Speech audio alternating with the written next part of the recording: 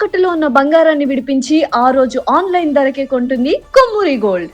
నమస్తే, welcome to Suman TV. నేను పద్మిని. ప్రస్తుతంతో పాటు ప్రముఖ పంచాంగకర్త, వాస్తు జ్యోతిష పండితులు, హస్త సాముద్రిక నిపుణులు మేడుకొండూరు విశ్వనాథ్ ప్రసాద్ గారు మనతో పాటు ఉన్నారు. మాట్లాడదాం. సార్ నమస్తే. సార్ ఓం మాతాపితృ గురుభ్యో నమః. నమస్కారం. సార్, నక్షత్రాల గురించి వివరిస్తూ ఉన్నారు చాలా డెప్త్ గా. అంటే నవాంశ ప్రకారంగా ఏ ఏ పాదం వారికి ఏ ఏ గ్రహం ఇంపాక్ట్ ని చూపిస్తూ ఉంటుంది, అలాగే యోగిని సైకిల్ ని కూడా, యోగిని సైకిల్ ద్వారా ఏ గ్రహం అనేది అసలు స్టార్ట్ అవుతుంది, ఎట్లా ఉంటుంది వాళ్ళ లైఫ్ అనేది చాలా విపులంగా తెలియజేస్తూ ఉన్నారు. ఇక ఈ వీడియోలో ఉత్తర ఫల్గుని నక్షత్రం, ఉత్తరా నక్షత్రం లేదా ఈ ఉత్తరా నక్షత్ర జాతకులు అసలు ఎలా ఉంటారు, మరి త్రిపాద నక్షత్రం కాబట్టి మళ్ళీ రెండు రెండు రాస్యాధిపతులు ఉంటారు, తర్వాత నవాంశ రాస్యాధిపతులు వేరే అయిపోతారు. అమ్మో, ఎట్లా కాంబినేషన్స్ ఎట్లా ఉంటాయి, అసలు వీళ్ళు మార్చుకోవాల్సినటువంటి అంశాలు ఏమిటి జీవితంలో, అలాగే ఏ ఆరాధన వీళ్ళకి యోగిస్తుందని ఒక్కసారి మీ ద్వారా.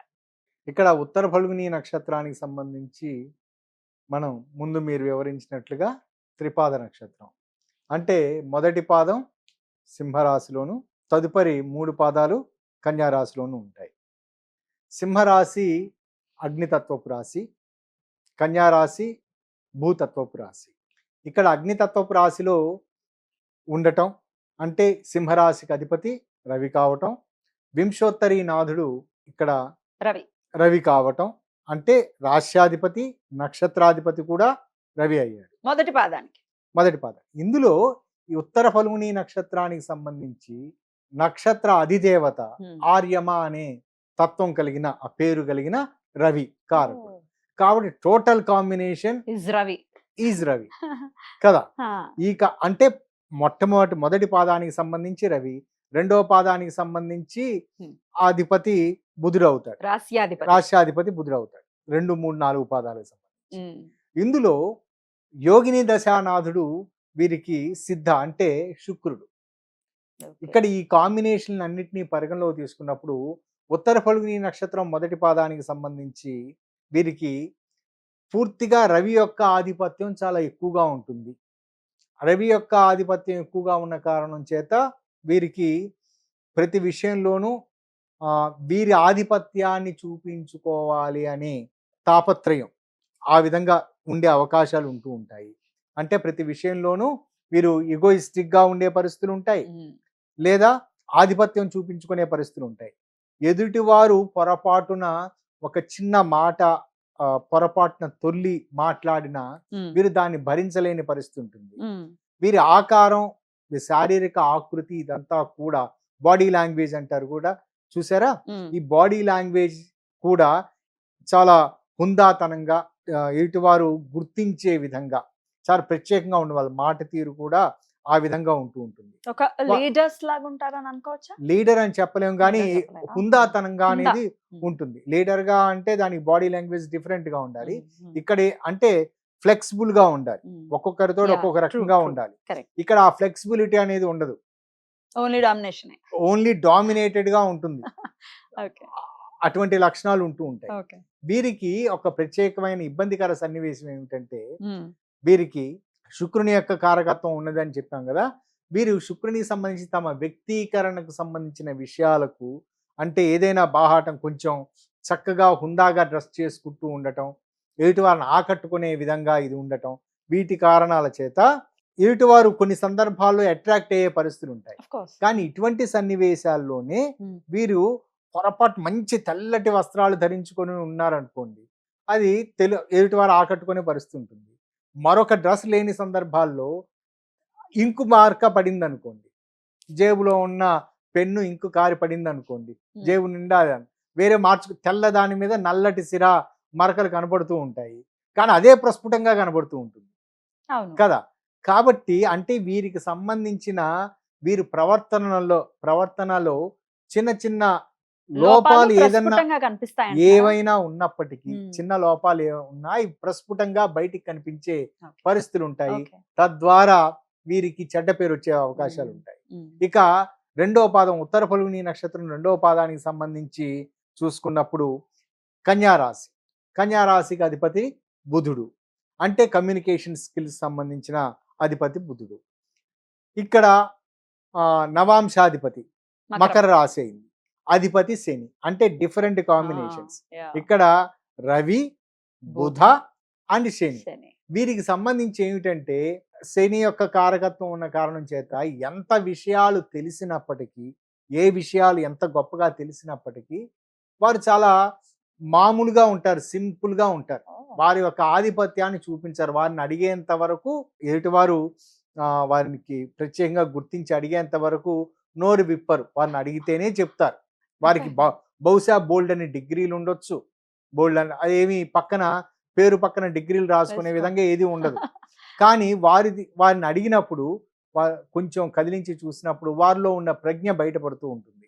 అదే విధంగా వారి నడవడిక కూడా ఆ విధంగానే ఉంటుంది. ఏమిటి ఒక్క పాదం మారితే ఎంత మార్పు మరి మారుతుంది కదా. నడవడిక కూడా చాలా చక్కగా, అంటే Right. ప్రతి విషయంలోనూ వీరు గొప్పగా ప్రదర్శించే షో ఆఫ్స్ ఏవి ఉండవు, సింపుల్ గా వెళ్తూ ఉంటారు. కానీ వీరికి సంబంధించిన సమస్య ఏమిటంటే హార్మోన్ సంబంధించిన సమస్యలు వీరికి ఉత్పన్నమయ్యే అవకాశాలు ఉంటాయి.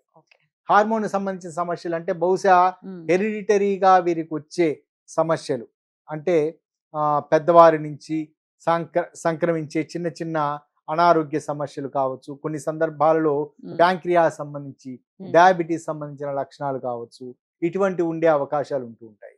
కానీ వీరు జీవిత భాగస్వామితో చక్కగా వారి అమరిక ఉంటుంది, జీవిత భాగస్వామిని చక్కగా అర్థం చేసుకుంటారు వారితోటి. కానీ వీరు కోపం తెప్పించిన పరిస్థితుల్లో వీరు చాలా సౌమ్యంగా మామూలుగా ఉంటారు, ఏమిటి వారికి తాట తీస్తారు.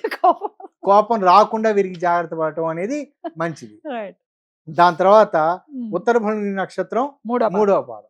ఈ మూడవ పాదానికి సంబంధించి కామన్ ఫ్యాక్టర్స్ ఇందులో ఇక్కడ నక్షత్రాధిపతి దేవత రవి, రాష్ట్రాధిపతి బుధుడు, నక్షత్ర అధినాయకుడు ఆర్యముడు, అది కూడా రవి. దాని తర్వాత నవాంశాధిపతి శని, దాని తర్వాత శుక్రుడు, వీరికి యోగిని దశానాథుడు కదా. ఇన్ని కాంబినేషన్స్ ఇవి ఉన్న కారణం చేత ఈ మూడవ పాదానికి సంబంధించి వీరు కూడా రెండవ పాదం వారిలానే ఉంటారు. అంటే రెండవ పాదం యొక్క లక్షణాలు వీటంతోటి ఉంటారు, ఎందుకంటే కుంభనవాంశ అయినది కాబట్టి. వీరు కాకపోతే వీరు పెద్దవారి వైపు నుంచి, అంటే తాము పెరిగిన వాతావరణంలో పెళ్ళయ్యేంత వరకు తల్లిదండ్రుల యొక్క మాటకు ఎక్కువ ప్రాధాన్యత ఇస్తూ ఉంటారు. పెళ్ళైన తదుపరి నుండి తల్లిదండ్రులను మర్చిపోవటం అంటే వారి మాటకి విలువ ఇవ్వటం అనేది ఉండదు.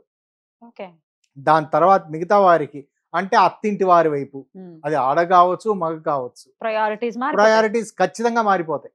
అది ఏదో విధంగా వారికి బహుశా కారణాలు ఏవైనా కావచ్చు, వారికి ఇటువైపు ఉన్న పెళ్ళయ్యేంత వరకు మన అమ్మాయో లేదా మన అబ్బాయో వీరికి సంబంధించి చూసుకున్నప్పుడు పెళ్ళయ్యేంత వరకు అబ్బా మనకి బాగా కేర్ చేసుకుంటున్నాడని, పెళ్ళైన తదుపరి బహుశా జీవిత భాగస్వామి యొక్క ప్రోద్బలం కావచ్చు, లేదా వారి ఇన్ఫ్లుయెన్స్ కావచ్చు, లేదా ఎన్విరాన్మెంటల్ కండిషన్స్ కావచ్చు, అత్తింటి వారి వైపు వారికి ఎక్కువ ప్రాధాన్యత ఇస్తూ ఉండటం, క్రమంగా పుట్టింటి వారి వైపు ప్రాధాన్యత తక్కువ ఇస్తూ ఉండటం అనేది ఉంటుంది.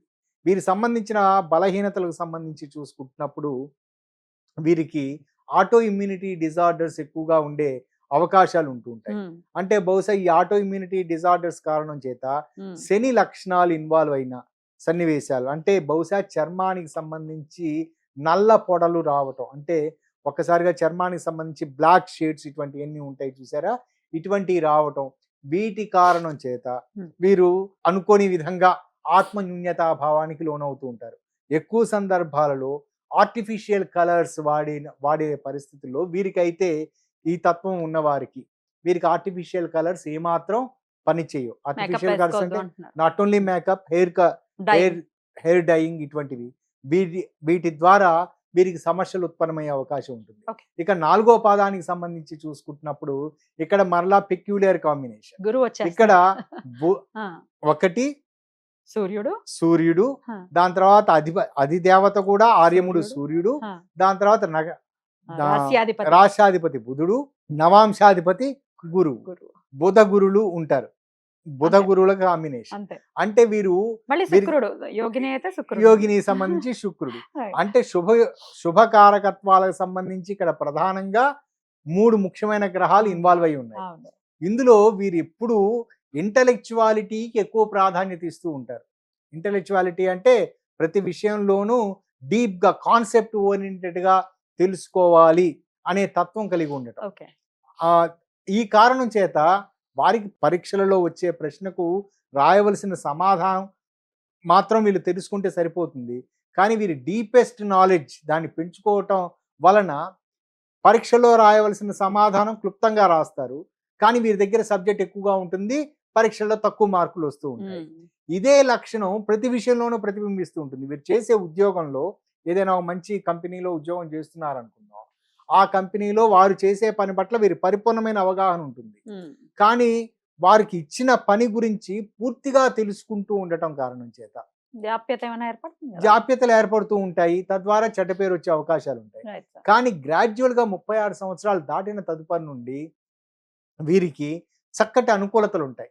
అంటే సహజంగా వాళ్ళు మంచి గ్రాస్పింగ్ పవర్ ఇటువంటివన్నీ ఉన్నాయి ఎక్కువగా కదా. ఉంటాయి కదా. కాన్సెప్ట్ ఓరియంటెడ్ గా చదువుకుంటూ ఉంటారు కదా. కాన్సెప్ట్ ఆ కారణం చేత వీరికి ప్రత్యేకమైన గుర్తింపు, వీళ్ళలో ఉన్న ఇంటెలెక్చువాలిటీకి, మేధోపరమైన విషయాలకి ఎక్కువ గుర్తింపు లభిస్తుంది. Right, sir. జీవిత భాగస్వామితో చాలా చక్కగా ఉంటారు. కమ్యూనికేషన్ స్కిల్స్ చాలా బాగుంటాయి. Beautiful sir. మరి ఇక ఆరాధన విషయం కూడా చెప్పేసేయండి సార్. ఇక్కడ ముఖ్యంగా విష్ణుమూర్తి, బుధునికి సంబంధించిన శాంతి విధానాలు, అంటే బుధునికి సంబంధించి ఏదైనా చేయటం, విష్ణుమూర్తి ఆరాధన చక్కగా ఉపయోగపడుతుంది. మరి మొదటి పాదం వాళ్ళు సింహరాశి. మొదటి పాదం వారు సింహరాశి, కూడా. రవికి సంబంధించిన శాంతి విధానాలు Hmm. కామన్ అది. Hmm. ఇక్కడ మిగతా 3 పాదాలకు సంబంధించి విష్ణుమూర్తి ఆరాధన చేసుకున్న సన్నివేశాలలో వారికి అనుకూలమైన ఫలితాలు ఉంటూ ఉంటాయి. Amazing sir. ఇట్లాంటి ఒక అనాలిసిస్ నేనైతే ఎప్పుడు వినలేదు. ఇంత డెప్త్ గా నవాంశని కూడా చెప్తూ చాలా అద్భుతంగా వివరిస్తున్నారు సార్. కృతజ్ఞతలు. ఇక నెక్స్ట్ వీడియోలో హస్త నక్షత్రం గురించి తెలుసుకుందాం. Thank you sir. నమస్తే. నమస్కారం.